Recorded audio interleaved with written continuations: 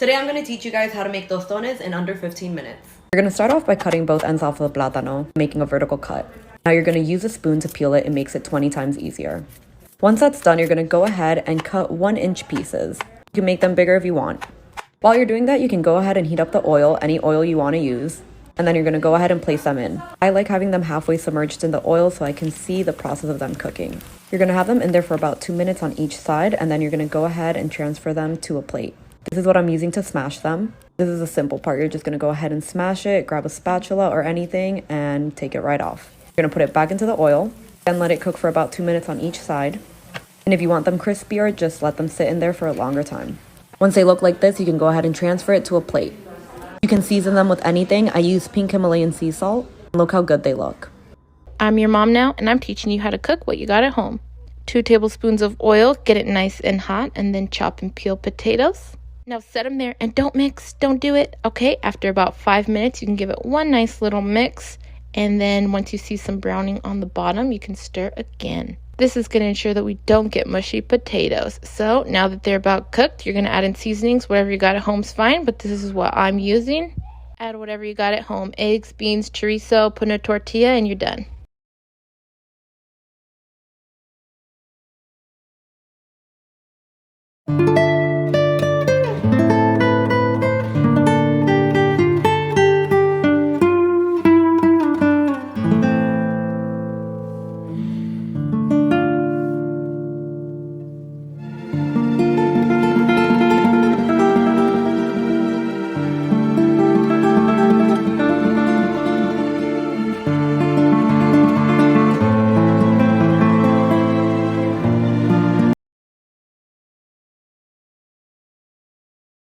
Cheese quesadillas are so simple and a great place to start if you're new to the kitchen. Start by gently heating your flour tortilla on a dry pan for about 30 seconds on each side. This will just make it more malleable so it doesn't tear when you fold it. Next, add as much or as little of your favorite kind of shredded cheese to 1/2. Fold the other side over top and then transfer to a dry pan over medium heat. Now you're going to cook for about 2 to 3 minutes on each side, flipping every so often until the cheese is fully melted. Don't worry, you don't need to use your hands to flip. You can use a spatula if you prefer that. Now that the cheese is nice and gooey, we can remove it from the stove and it's ready to serve.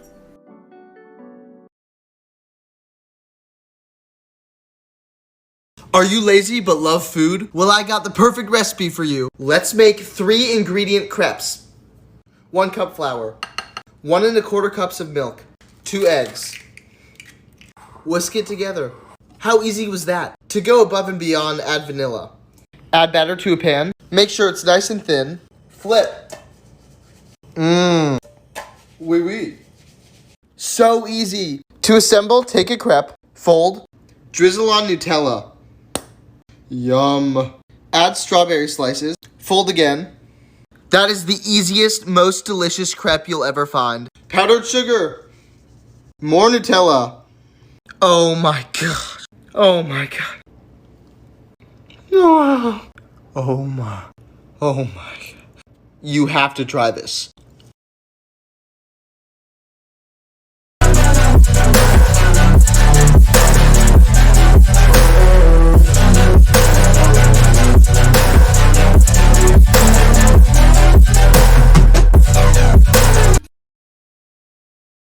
Chow is the easiest dessert to make. It's 4 ingredients. Some people call this snack Muddy Buddies. 3 cups of rice Chex. Melt a 1/2 cup of chocolate chips. Microwave a 1/2 cup of peanut butter for 20 seconds so it gets nice and melty. Pour the Chex into a Ziploc baggie. Pour in the chocolate and the peanut butter. And then shake it up. Shake, shake, shake, Sinora. Plop in 3/4 of a cup of powdered sugar and shake again. Shake. Look at that. And there we have Puppy Chow, aka the best snack ever.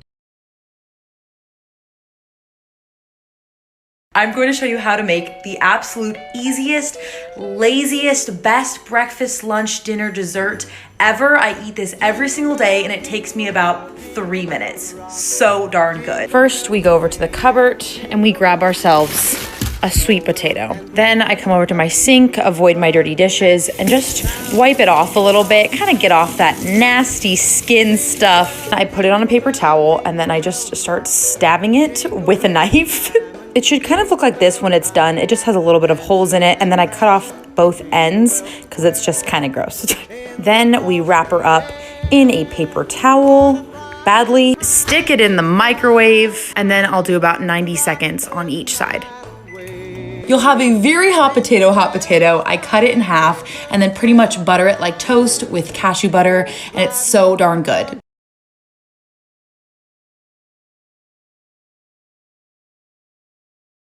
Of course I'll show you how to make an over easy egg, and it is not a silly question. There's nothing wrong with asking for help. That's how you learn. First thing you're going to do is set your stove to medium heat, not too low, not too high, and then you're going to need a good non-stick pan. If you don't have one, you're going to need to use some cooking spray or some butter. Once that pan's hot to the touch, crack your egg in there and don't touch it. You don't have to do anything right now. I will make sure the egg is centered directly over the burner, and then you have about 30-40 seconds of doing nothing. This is a good time to hit it with some P&S. Now, once the thinner whites along the edges are cooked all the way through and you just have the center raw whites, hit it with some water and cover it. Now, here's the deal. An over easy egg does get flipped, but a lot of people are intimidated to flip eggs and afraid to break the yolk. Doing it this way, we will still achieve that over easy egg without having to flip the egg. Keeping it covered on low until that water evaporates produces a perfect runny yolk every time.